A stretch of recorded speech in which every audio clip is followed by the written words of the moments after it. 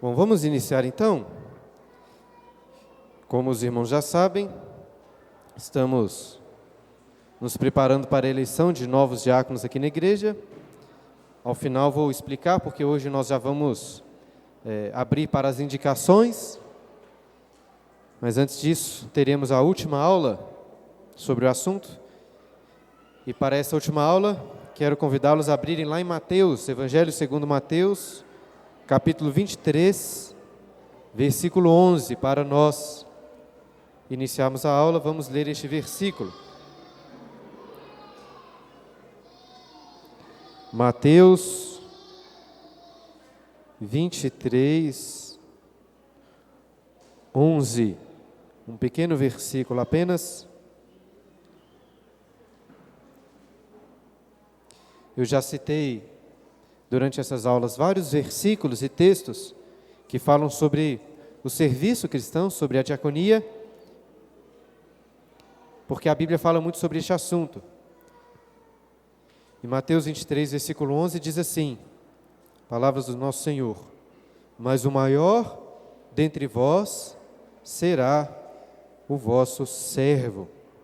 Até disse numa aula anterior que se os diáconos da igreja conhecessem o grego, poderiam usar este versículo em sua defesa, em defesa da sua importância. Em outras vezes que Jesus utiliza a palavra servo, geralmente ele usa uma palavra no grego que se referia aos escravos, aos trabalhadores.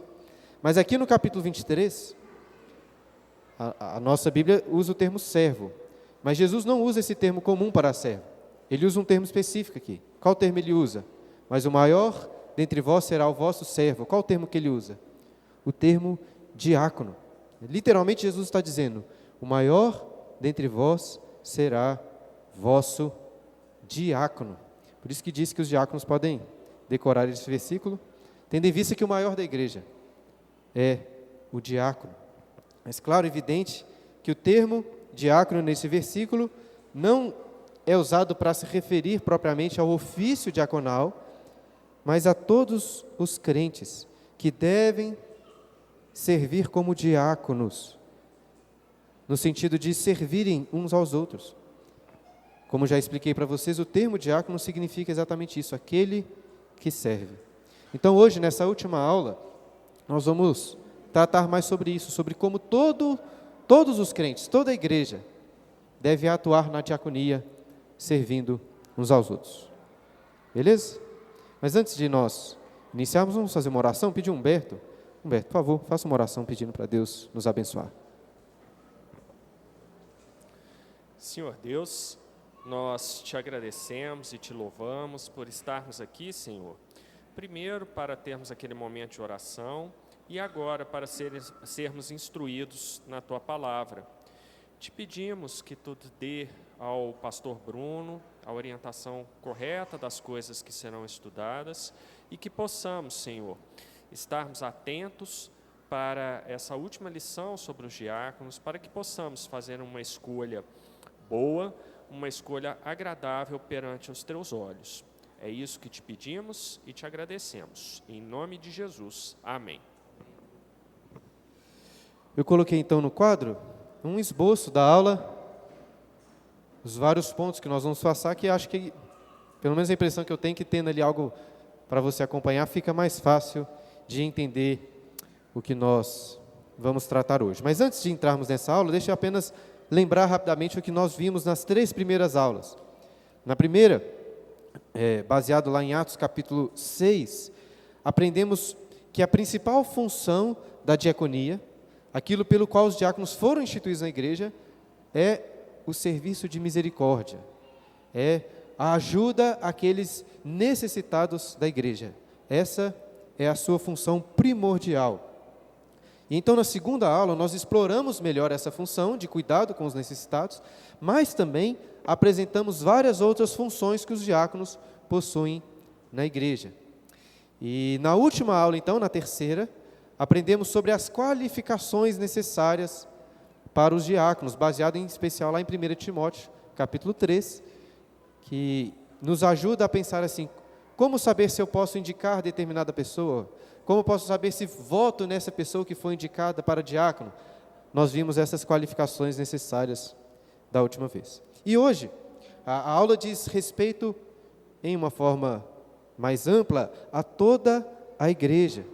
E claro que existe, em especial, uma aplicação aos diáconos, tanto os que são diáconos já, como aqueles que serão eleitos pela graça de Deus.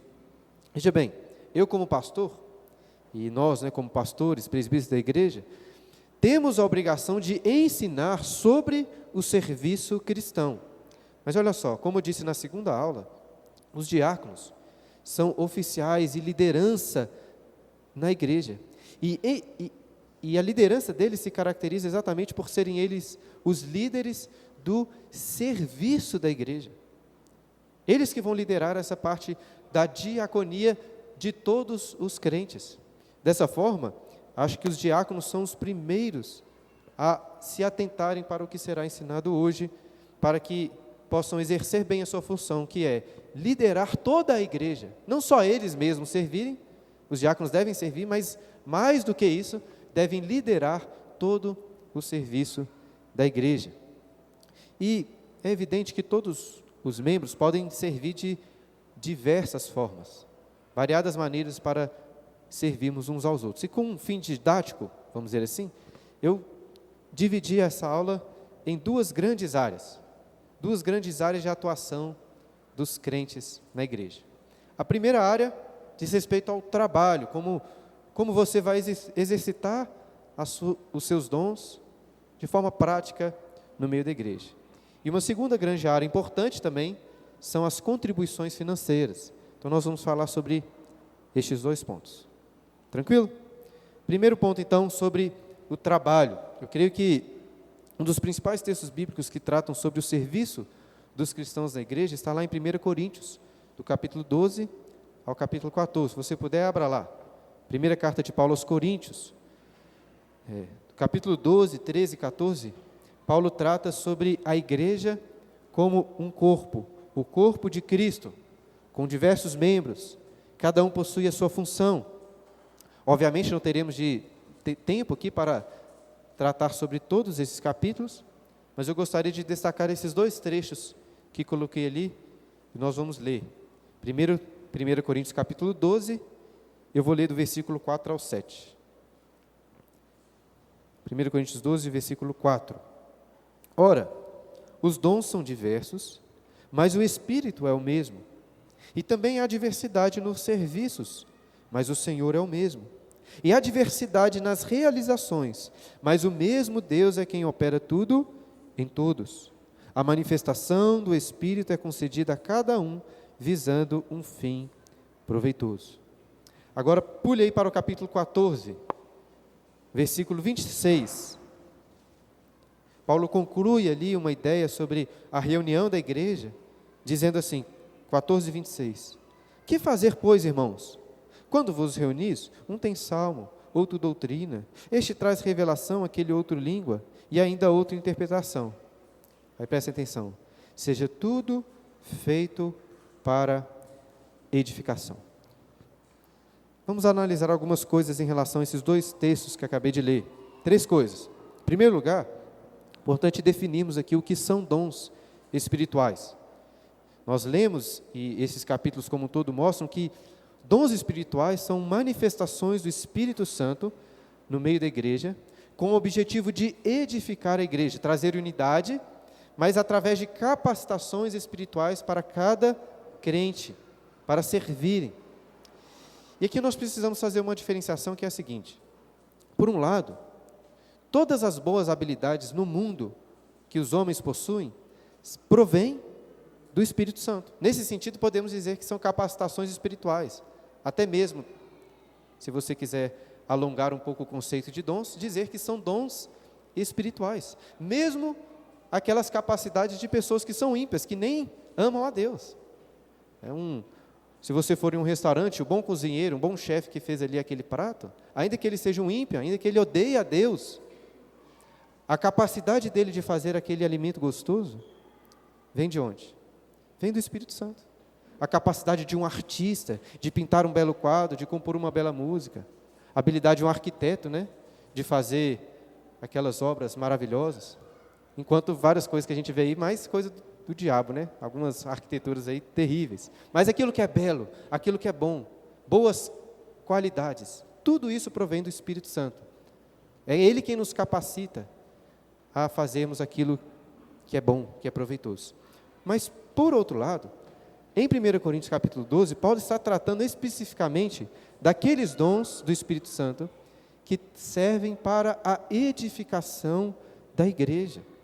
Então, nós não vamos tratar hoje aqui sobre as características para o serviço lá na sua vizinhança, ou as qualidades que você precisa ter para o seu trabalho secular, na sua empresa, onde quer que você trabalhe. Ainda que alguns princípios que nós vamos tratar aqui se apliquem ao seu trabalho, entenda, nós estamos falando sobre o serviço na igreja, a capacitação do Espírito para a edificação e a unidade do corpo de Cristo.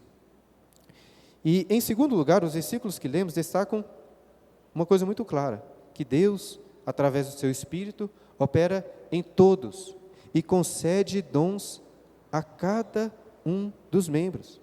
Talvez possa ser difícil para você compreender quais os dons que Deus lhe deu, mas o fato é que todos possuem dons. Infelizmente, existe na igreja, assim como em vários outros ambientes de trabalho, aquelas pessoas que trabalham muito, que estão envolvidas com muitas coisas, e que assim ficam sobrecarregadas, enquanto aqueles outros que vão apenas sendo carregados pelo restante das pessoas, né? Todo grupo de trabalho na universidade é assim, né? Tem um que carrega o restante do grupo, né? Faz tudo e os outros vão ali sendo carregados. Infelizmente, na igreja, muitas vezes isso acontece também, mas não pode ser assim. Todos possuem dons e todos devem servir. Daqui a pouco eu vou falar um pouco sobre como você pode descobrir e saber quais são os seus dons e como trabalhar na igreja. Mas antes disso, em terceiro lugar, nós vemos nesses versículos que os dons, apesar de serem individuais, eles devem servir para o coletivo, eles visam o coletivo, um fim proveitoso. Algumas traduções colocam assim: os dons espirituais visam o benefício comum. Ou seja, os dons que o Espírito lhe deu não são para o seu engrandecimento pessoal, para o seu próprio benefício em primeiro lugar, mas para o benefício de toda a igreja. E aí você pode dizer: beleza, entendi isso aí que você disse sobre os dons, mas como descobrir quais são os meus dons? Como saber o que eu posso fazer para servir na igreja? Eu não consigo ensinar, eu não sei tocar música, eu não tenho tantas habilidades assim, o que eu posso fazer? Bom, pode ser que você realmente tenha dificuldade em saber quais os dons espirituais que Deus lhe deu, como você pode ajudar na igreja. E apesar dessa questão ser muito importante, eu creio que às vezes é mesmo difícil de saber com precisão aquilo que Deus está vocacionando você a servir na igreja. Então, deixe-me traçar aqui alguns princípios que podem lhe ajudar. Esses princípios que eu vou tratar aqui dizem respeito tanto àqueles que talvez estejam meio perdidos sobre como posso aqui ajudar na igreja, mas se aplicam também àqueles que já possuem determinado serviço na igreja, né? O pastor, os oficiais, o pessoal que toca aqui na igreja, o pessoal que serve, todos esses princípios se aplicam. O primeiro deles é que servir na igreja com seus dons não é necessariamente fazer aquilo que você gosta, nem necessariamente fazer aquilo que você é bom. Por exemplo, talvez você não goste muito, nem seja tão bom assim, lidar com crianças. E não é tão fácil mesmo, né? O trabalho dos professores da escola dominical é puxado. É mais fácil ficar aqui no ar-condicionado do que naquelas salas quentes ali. Mas, de toda forma, você pode ajudar. Às vezes, você não vai ter condições, por exemplo, para preparar uma boa aula de escola dominical para as crianças. Mas você deve estar disposto a ajudar, por exemplo, como um auxiliar. Ainda que você não goste tanto. Exercer os dons, o que eu estou querendo mostrar aqui, não é fazer aquilo que você tem mais disponibilidade. Talvez isso vai indicar coisas que você vai fazer mesmo, mas não necessariamente é isso. Servir ao outro inclui o serviço de coisas que você não gosta de fazer. Em todos os ambientes de trabalho, de família, é assim, não é mesmo? No seu trabalho deve ter coisas que você gosta de fazer e coisas que você não gosta, mas que são importantes também. Na sua família, enfim, na igreja, é da mesma forma. Então, o segundo princípio que eu gostaria também de destacar é que o membro, independente de saber ou não os seus dons, ele deve se envolver com a igreja. E para conhecer melhor, talvez o que você pode fazer na igreja, você pode orar, você deve orar, né? Meditar sobre isso, aconselhar com outras pessoas. Mas além disso, existe uma coisa fundamental.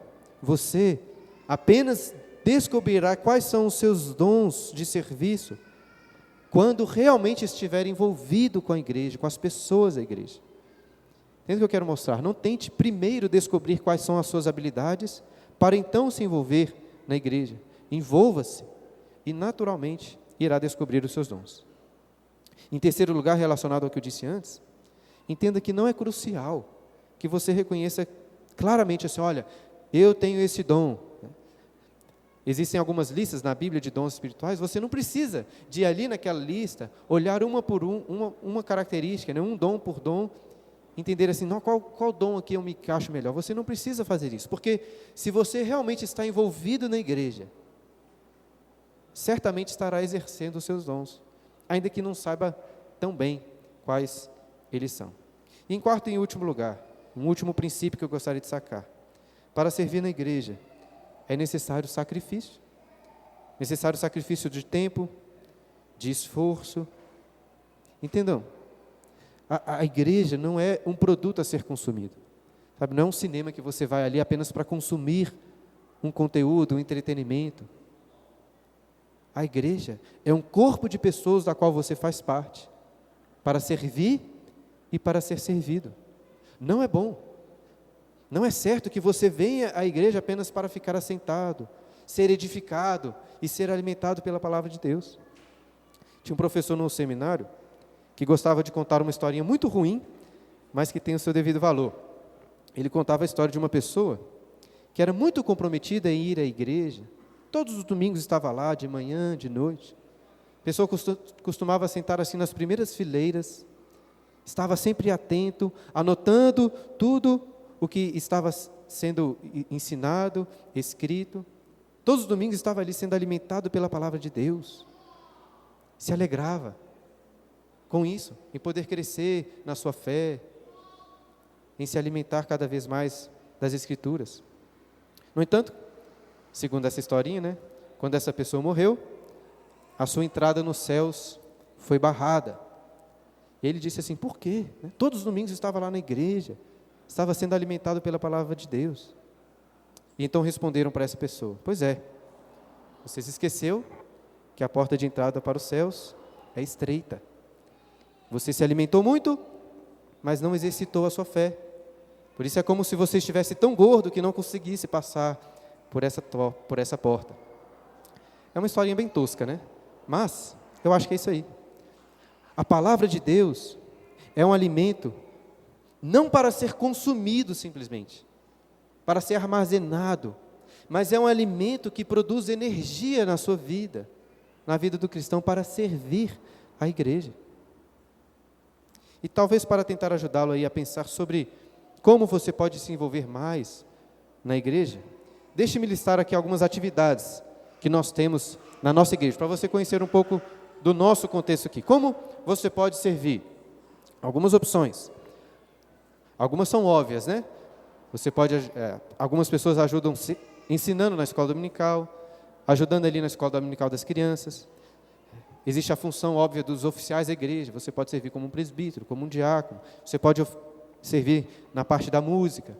Existem algumas funções na igreja. Existe a função do tesoureiro, por exemplo. Existe um tesoureiro que trabalha na igreja. Você talvez possa ajudar.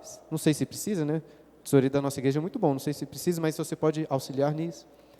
Existe a parte de organização e limpeza da igreja. Claramente você pode ajudar. Às vezes chegando mais cedo, ajudando com as cadeiras, com a limpeza. Nós temos aqui, dominicalmente, almoços, nós temos lanches. É uma oportunidade para você servir também. Às vezes você gosta de cozinhar, às vezes você gosta de fazer alguma coisa. Aproveite para servir. Se você não servir com alimento, aproveite para limpar as coisas e se assentar. Não é porque existe aqui diáconos de plantão, que são eles os responsáveis apenas por juntar as cadeiras, por retirar o lixo. Toda igreja deve se atentar para essas coisas e servir. Existe na igreja também alguns serviços administrativos. Organizar as compras da igreja, os produtos de limpeza, o que tem que ser comprado. Por exemplo, às vezes você chega à igreja e vê uma necessidade. Olha, esse lixo aqui está ruim, precisa de ser outro, esse lixo quebrou, essa porta está estragada. O que você pode fazer? Ao invés de reclamar, ao invés de achar ruim, ao invés de não falar nada, se ofereça para ajudar. Às vezes você não tem a autonomia de falar assim, vou comprar uma lixeira nova, mas você procure um diácono e fala assim, olha, eu vi que tem uma lixeira quebrada lá. Ao invés de pedir para ele comprar, fala assim, se você quiser, durante a semana eu posso comprar essa lixeira e trazer. Né? Se for preciso, você depois pede um reembolso, ou você mesmo oferta aquilo ali. Mas veja, não devemos institucionalizar o serviço. Você viu uma necessidade na igreja, está precisando de uma coisa. A tendência natural pecaminosa do homem é fazer o quê? Reclamar. Nossa, a igreja, né? Podia melhorar isso aqui. Mas pense primeiro, será que eu posso resolver esse problema? Imagina se todos os membros da igreja tivessem essa disposição. Está faltando pincel ali, estragou. Está faltando um conserto para a porta da igreja. Se você se dispusesse, fala assim, vou contratar uma pessoa, vou fazer isso, o serviço seria muito mais natural. E existem outras coisas também, destaquei aqui, nós temos a livraria da igreja, existem algumas pessoas que ajudam nisso. Até estava pensando, o AR, né, que foi para a Piuí, ele me ajudava todos os domingos imprimindo a liturgia. Para mim não é muito ruim imprimir a liturgia não, que eu coloco lá para imprimir e fica imprimindo. Mas é um serviço que ele fazia e que agora não tem quem faça, eu estou fazendo. Né? Se você quiser, talvez, você tenha uma impressora e queira se oferecer para isso, é uma possibilidade. O que eu quero mostrar com isso é que existem várias coisas a serem realizadas na igreja. E uma que eu gostaria de destacar muito, na verdade duas, é em relação à hospitalidade e à recepção de membros da igreja, de pessoas que estão chegando. Veja bem, nós, pelo menos essa é a minha opinião, nós não precisamos de oficialmente criar aqui na igreja um grupo de recepção para pessoas que estão chegando. Não acho que é errado não, tá? Não me entendam mal, mas assim, existem algumas igrejas que é assim, né? Tem até uma pessoa que está ali que tem sabe aqueles grupos de recepção, pessoas que são formalmente escaladas para ficar ali na porta recebendo os visitantes. É muito legal isso, não estou dizendo que não é. Mas eu acho que melhor do que ser uma coisa oficial assim, é que toda a igreja se envolva com isso. Às vezes você não consegue perceber muitas coisas que você pode fazer na igreja, mas todos aqui podem se atentar para aqueles que estão nos visitando. Eu destaco aqui aqueles que estão vindo pela primeira vez. Você pode sempre se esforçar por isso. Vou atrás dessa pessoa conversar, perguntar um pouco sobre ela, sobre de onde ela veio, etc. Se atentar para isso. Às vezes a pessoa já não é a primeira vez, mas está a segunda, a terceira. Essa é uma forma de servir a igreja, o corpo de Cristo. Não só aqui na igreja. Uma forma muito clara de servir, e que a Bíblia nos coloca este exemplo, é de chamar as pessoas à sua casa, para que ela possa comer com você. Faça isso.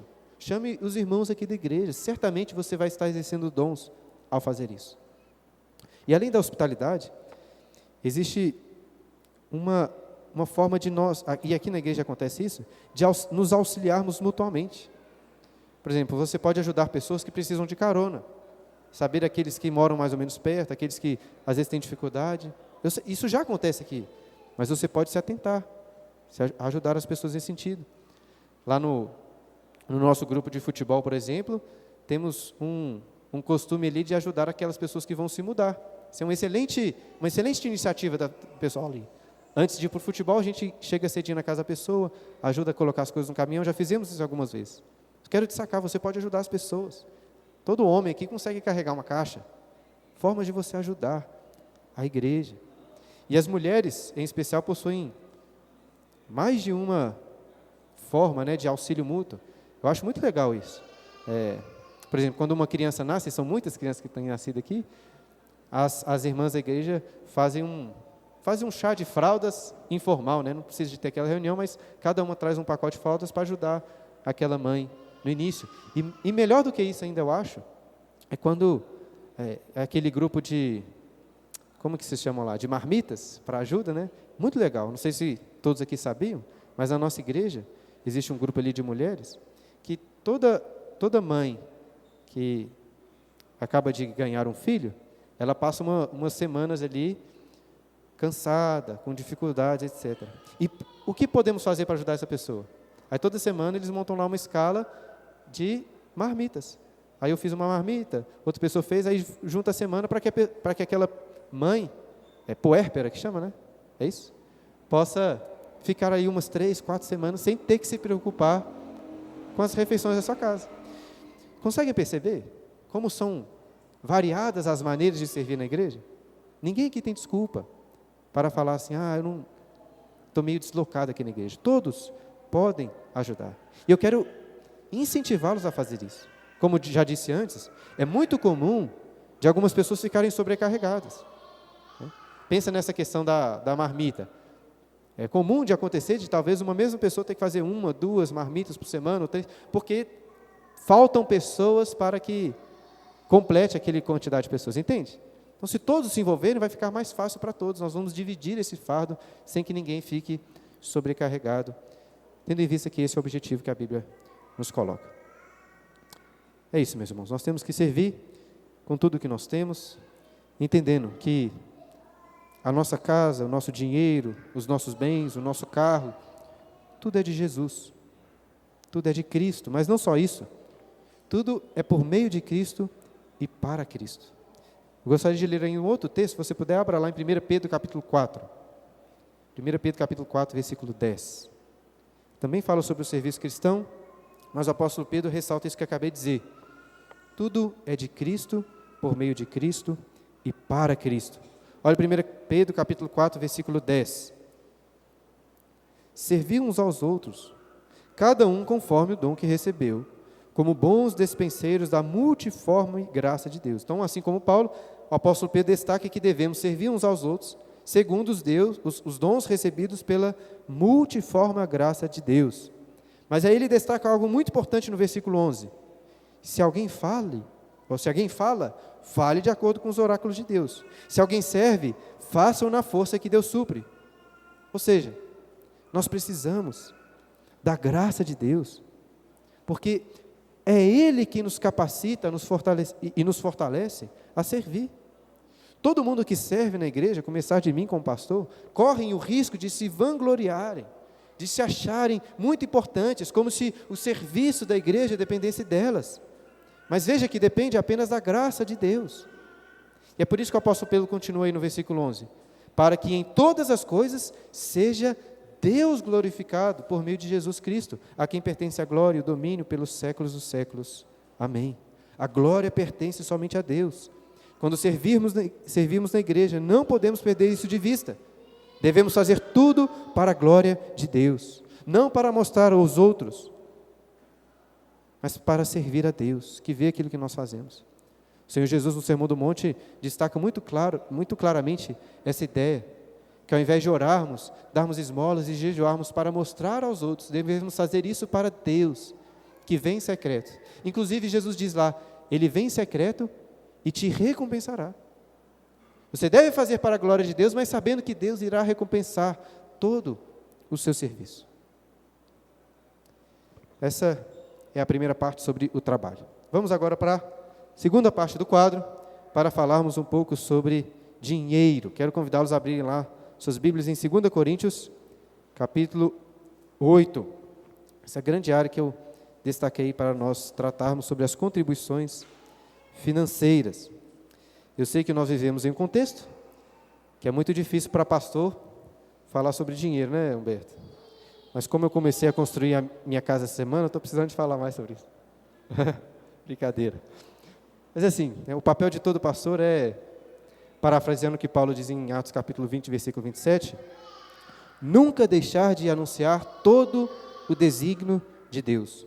Então, como pastor, eu tenho que pregar toda a palavra de Deus. E a igreja precisa ouvir toda a palavra de Deus. E a Bíblia fala sobre dinheiro. Então, nós temos que ouvir sobre isso. E um dos textos que a Bíblia fala sobre dinheiro e contribuições financeiras é 2 Coríntios capítulo 8 e capítulo 9. Deixa apenas destacar aqui um contexto disso que Paulo ensina nesses capítulos. A igreja de Corinto era uma igreja repleta de problemas, e Paulo trata sobre esses problemas na carta. E nessa parte, ele está tratando de uma questão muito importante daqueles tempos, que era o seguinte: os irmãos da Judéia, da região da Judéia, estavam precisando de muitas ajudas, estavam muito carentes.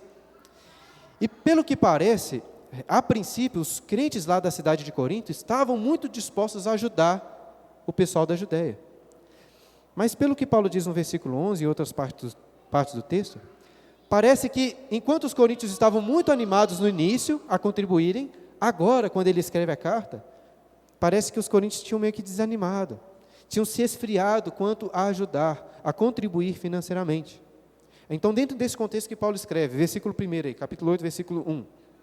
Também, irmãos, vos fazemos conhecer a graça de Deus concedida às igrejas da Macedônia. Paulo cita o exemplo das igrejas da Macedônia. Quais são as igrejas da Macedônia? Nós sabemos de Filipos, de Tessalônica, da igreja de Bereia. E o que vai acontecer? Nos versículos seguintes, Paulo vai destacar as contribuições financeiras dessas igrejas da Macedônia. Mas perceba no texto que Paulo fala dessas contribuições como sendo uma graça que é concedida por Deus. Como coloquei no quadro, gostaria de destacar 10 características das contribuições financeiras. E a primeira é essa, que contribuir é um privilégio, é uma graça que Deus nos oferece. Já pensou nisso? Meu irmão, Deus não precisa do seu dinheiro, Deus não precisa do seu tempo, Ele não precisa do seu esforço, Deus não precisa nem da sua adoração, do seu louvor, Ele não precisa de nada. Ele podia, com menos de um estalar de dedos, fornecer tudo o que aqueles irmãos lá da Judéia precisavam. Mas, sendo Deus misericordioso, Ele deu o privilégio, a graça àqueles irmãos da Macedônia de poderem contribuir, de poderem ajudar. Então preste atenção nisso. É um privilégio concedido por Deus que você contribua financeiramente na igreja, ou também com o seu tempo e com o seu serviço. É uma graça. Deus poderia fazer tudo sozinho, mas Ele nos concede uma graça de participarmos dessa história maravilhosa, servirmos uns aos outros, glorificarmos a Deus e nisso também encontrarmos alegria. E aí você pode pensar assim, é isso mesmo, tem que ajudar mesmo. Esse pessoal da Macedônia aí devia estar com muitos recursos parados, ajuntando muitos bens. Então eles tinham que ajudar mesmo. Gente rica tem que distribuir.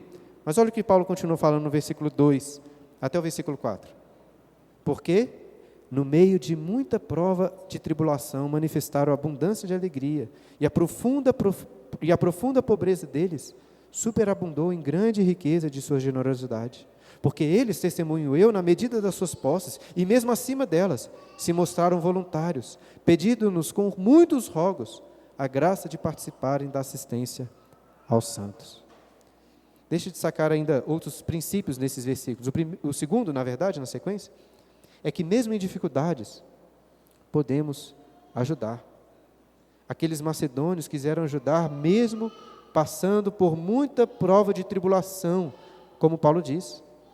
E como Paulo também diz aí no versículo 4, parece que o próprio apóstolo virou para os macedônios e disse assim, olha, não, vocês já estão passando por muitas dificuldades, outras igrejas podem ajudar, não se preocupem com isso. Talvez é como chegasse uma pessoa pobre da igreja e falasse assim, não, você já tem tanta dificuldade, por que deixe outras pessoas ajudarem? Paulo está dizendo isso. Mas então, no versículo 4, nós vimos que os macedônios pediram com muitos rogos, por favor, nos deixem ajudar. Imagino que eles conheciam bem aquela história da viúva pobre que Jesus viu entregando 2 moedas, todo o seu sustento. E como Paulo diz aí no versículo 2, a pobreza deles era grande, muito grande. Geralmente as nossas dificuldades nos cegam para enxergarmos as dificuldades do próximo. Mas isso não aconteceu com eles, porque onde abundou a pobreza material, superabundou a riqueza da generosidade dessas pessoas. Isso é importante. Todos, dentro das suas condições, podem ajudar financeiramente. E no versículo 3, Paulo destaca algo muito importante, que eu coloquei como uma terceira característica, que as contribuições devem ser voluntárias. Então, as ofertas aqui na igreja não podem ser vistas como um tipo de imposto obrigatório, que nós vamos ficar aqui forçando a barra com a igreja. Devem ser voluntárias. Claro, por um lado devemos nos lembrar aquilo que Davi orou lá no final de 2 Crônicas, quando todo o povo, de 1 Crônicas na verdade, quando todo o povo levou para ele aquelas ofertas que seriam usadas para a construção do templo e dos utensílios do templo, e Davi fez uma bela oração dizendo o seguinte: Senhor, quem sou eu e quem é todo este povo para voluntariamente entregarmos alguma coisa? E aí ele diz: porque tudo vem de ti e das tuas mãos te damos. Ou seja, nesse sentido, nada que entregamos a Deus realmente é voluntário, porque tudo é dele, tudo vem dele.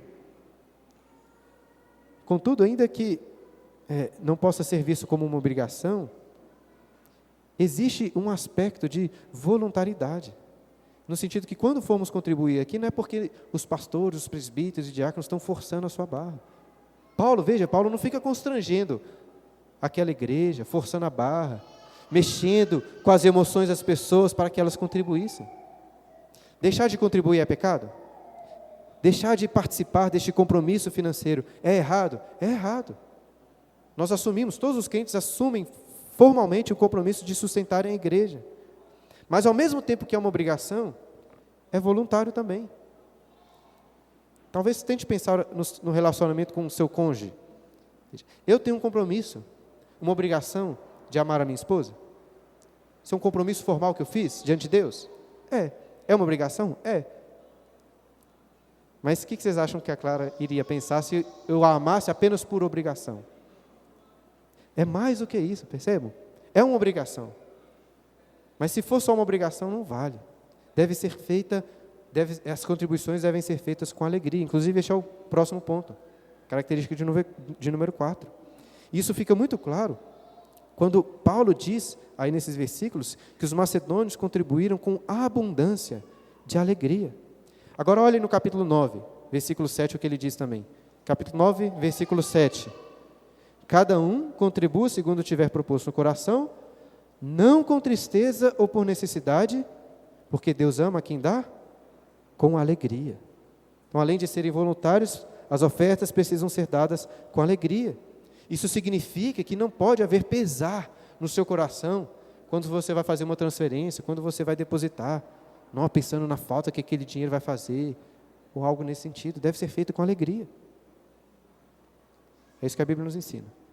Agora continuando, volta para o capítulo 8, versículo 5. Temos mais alguns minutos aí, precisamos de adiantar. Versículo 5, 8:5. E não somente fizeram como nós esperávamos, mas também deram a si mesmos primeiro ao Senhor, depois a nós, pela vontade de Deus. Então, o que eu quero destacar nesse versículo é que as contribuições, mais do que financeiras, como coloquei ali, são contribuições da própria vida. Não é necessário, não é suficiente entregar o seu dinheiro na igreja e ir embora, como já tivesse feito o necessário. O ensinamento por trás do que Paulo está ensinando é que tudo o que nós temos, não é só parte do nosso dinheiro, nem todo o nosso dinheiro, toda a nossa vida pertence ao Senhor e deve ser toda ela entregue somente a Deus, com tudo o que nós temos. Versículo 6. O que nos levou a recomendar Tito, que como começou, assim também complete essa graça entre vós. Paulo vai explicar nos versículos 16 a 24 melhor sobre essa recomendação de Tito, para ser ele o responsável por arrecadar os recursos financeiros entre os coríntios e levar para aqueles que precisavam. Isso nos leva a ser essa característica que a contribuição, ou na verdade a administração das contribuições, deve ser feita de forma confiável, transparente. Este é um aspecto muito importante. Paulo faz questão de mostrar para os coríntios que aqueles que estavam sendo enviados para receber as ofertas eram pessoas confiáveis. Lá no versículo 18 ele fala de Timóteo e de um irmão cujo louvor no Evangelho está espalhado por todas as igrejas. Isso nos mostra que a igreja deve ser zelosa pelo dinheiro arrecadado aqui, um dinheiro que pertence a Deus. Não apenas zelosa para que ninguém roube esse dinheiro, mas que não seja usado de uma forma indevida, como infelizmente acontece muitas vezes.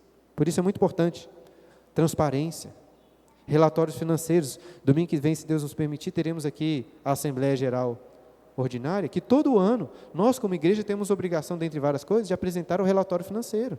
Tem uma planilha ali atrás, está em letras minúsculas, né, não sei porquê, né, mas é difícil de ampliar muito, mas qualquer pessoa da igreja pode ir ali e saber, com transparência, o que a igreja tem gastado, o que ela tem arrecadado. Pode saber quanto que o pastor tem ganhado. Está lá, vai ver. Mas não reclama não, né, João? Mas é importante que a igreja tenha essa transparência, porque essa transparência passa também confiança para que os irmãos continuem contribuindo. Versículo 7.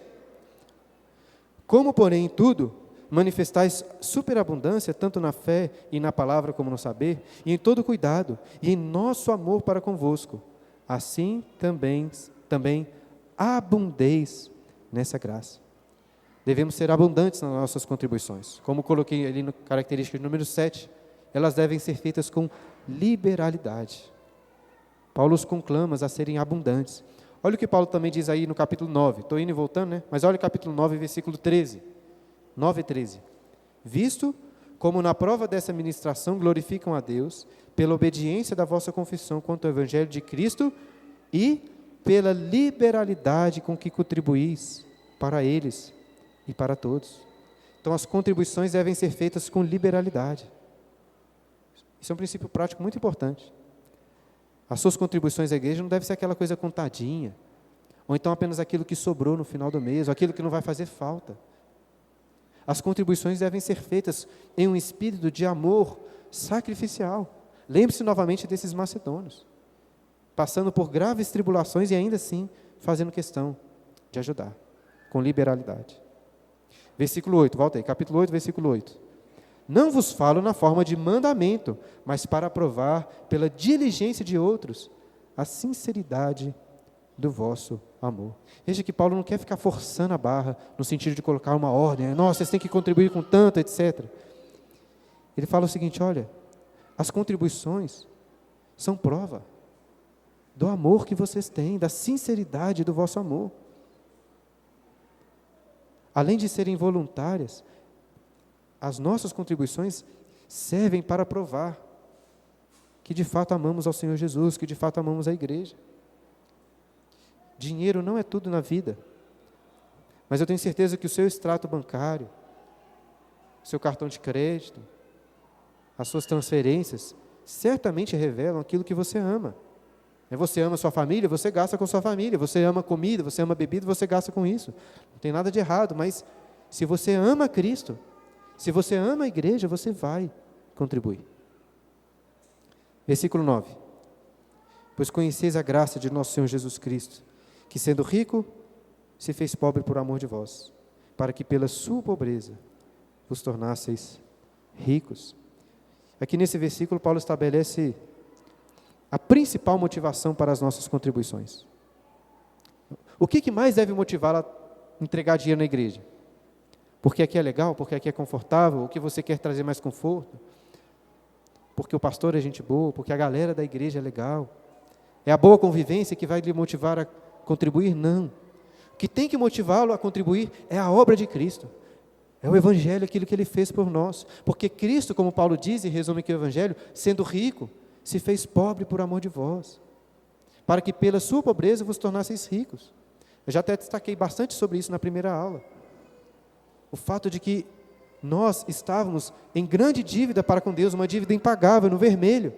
E Cristo veio até nós, se identificou conosco e morreu para quitar essa dívida. Mas Ele fez mais do que isso. Jesus não apenas pagou a nossa dívida e nos deixou ali no zero, zerados no banco, sem dívida. Ele fez mais. Porque pela sua obediência, pela sua justiça, nós alcançamos as riquezas da vida eterna com Deus. Nós saímos do negativo para o positivo. Isso é o que o Evangelho fez por nós, isso é maravilhoso. A obra de Cristo é algo muito grandioso. Certamente, nada podemos fazer que se compare ao que Cristo fez por nós. Mas se você realmente compreender o que Jesus fez, e se você de fato acredita que o que Ele fez por você, que isso se aplica na sua vida, então é óbvio, é uma consequência necessária, que você terá um coração mais aberto e generoso para entregar o seu dinheiro, o seu tempo, a sua vida, para o serviço ao Senhor, espelhando esse amor de Cristo, amor que se sacrifica por amor a Deus e por amor ao próximo. E agora, para caminharmos aí para o fim, vamos aí versículo 10 até o 15. Olha só o que Paulo diz, capítulo 8, versículo 10. E nisso dou a minha opinião, pois a vós outros, que desde o ano passado principiastes não só a prática, mas também o querer, convém isto: completai agora a obra começada, para que assim como revelastes prontidão no querer, assim a leveis a termo, segundo as vossas posses. Porque se a boa vontade será aceita conforme o que o homem tem, e não segundo o que ele não tem. Porque não é para que os outros tenham alívio e vós sobrecarga, mas para que haja igualdade, suprindo a vossa abundância no presente, a falta daqueles, de modo que a abundância daqueles venha suprir a vossa falta, e assim haja igualdade, como está escrito: o que muito colheu não teve demais, e o que pouco não teve falta. Como já disse, parece que, por algum motivo, os crentes de Corinto tinham desanimado um pouco em relação às contribuições. Eu acho que nesses versículos, Paulo quer animá-los novamente para que, como ele diz, para que completem a obra que começaram. E ao falar sobre isso, Paulo nos ensina um princípio muito importante, que é o de número 9 ali. As contribuições são segundo a posse de cada um, para que haja igualdade. Apesar de Paulo não definir aqui uma quantia ou qual a proporção exata, ele afirma que deveriam ser feitas segundo a posse de cada um. Aquele que tem muito vai contribuir com muito, aqueles que têm pouco vão contribuir com menos. Dessa forma, todos participam e todos são abençoados. Muitos, na igreja presbiteriana, e várias outras igrejas, preferem entender o dízimo, os 10% como um padrão. Eles têm motivos para isso, nós não vamos entrar nessa discussão. Na nossa igreja, a gente tem dificuldade de bater o martelo e falar assim: olha, quem der menos que 10%, der 9%, está pecando, isso é errado. Nós temos essa dificuldade de colocar essa obrigação, por outros motivos também, que eu não vou entrar neles. Mas, de toda forma, eu até acho que é um princípio razoável, esse de 10%. Você pode começar a pensar, pelo menos, nisso aí. Mas note, o principal que Paulo está ressaltando, ele diz várias vezes isso: para que haja igualdade. E claro que Paulo não está falando aqui de um comunismo, em que vamos abolir a propriedade privada, centralizar todos os recursos e depois dividi-los. Mas como também já ressaltei nas últimas aulas, a igreja deve se esforçar por viver com um espírito maior de comunidade, de divisão das coisas. E por fim, gostaria de ressaltar outro princípio importante, o último, e esse está aí no capítulo 9. Pula lá novamente para o capítulo 9. Capítulo 9, versículo 6 e versículo 10. Primeiro Paulo diz, capítulo 9, versículo 6. E isto afirmo: aquele que semeia pouco, pouco também ceifará. E o que semeia com fartura, com abundância também ceifará. Agora o versículo 10. Ora, aquele que dá semente ao que semeia e pão para alimento também suprirá e aumentará a vossa sementeira e multiplicará os frutos da vossa justiça. Como que saquei ali, as contribuições financeiras redundam em bênçãos, em recompensas para a vida dos que contribuem. É claro que Paulo não está defendendo aqui a teologia da prosperidade, muito comum em nossos dias. Quando Paulo fala que o que semeia com fartura ceifará também com abundância, ele não está falando necessariamente de bênçãos materiais e terrenas, mas serão abençoados. Tenho ressaltado isso aqui com os irmãos. Nós não precisamos ter nenhuma dificuldade em fazermos o bem ao próximo, em servirmos ao próximo e assim a Deus, esperando receber dele recompensas. Não tem erro nisso. Você pode querer ter muito, ser muito rico no céu, pode e deve, é o que a Bíblia nos ensina a fazer.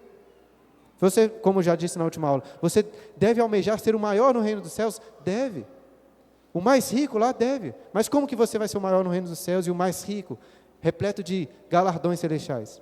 Sendo o menor na terra, sendo aquele que mais serve, sendo aquele que mais contribui. E eu acho até que, de uma forma geral, Deus de fato abençoa aqueles que possuem um coração abnegado, generoso. Porque veja bem, Deus é o maior interessado no bem da igreja. E aqueles que contribuem muito, Deus vai abençoá-los, para que continuem contribuindo cada vez mais.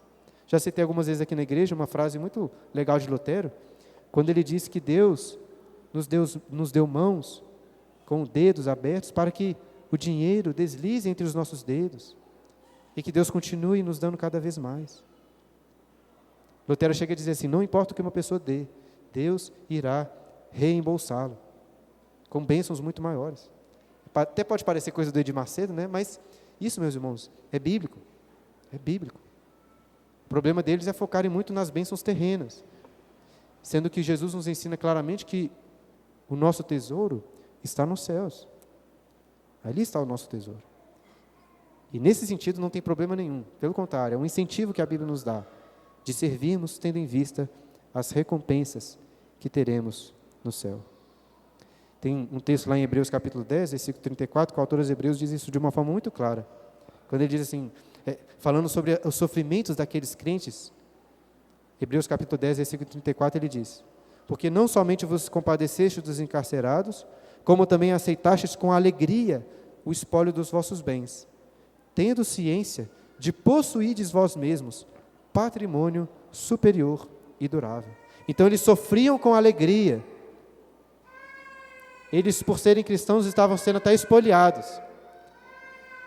A gente acha ruim de pagar imposto, mas imagina o governo chegando lá e tomando tudo. Mas faziam com alegria, porque sabiam que o patrimônio deles não estava aqui.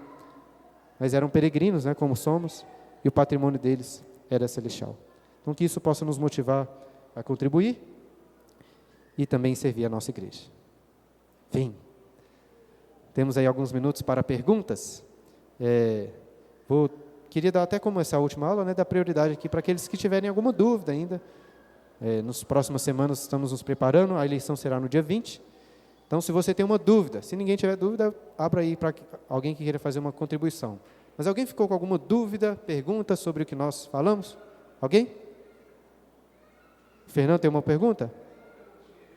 Só um segundo, Fernando, vamos levar o microfone para a sua voz ficar registrada para a posteridade na gravação. Né? Vou ver se eu consigo formular minha pergunta aqui. Eu dei uma lida aqui no sentido etimológico dessa palavra diácono, né? Só um segundo, Fernando.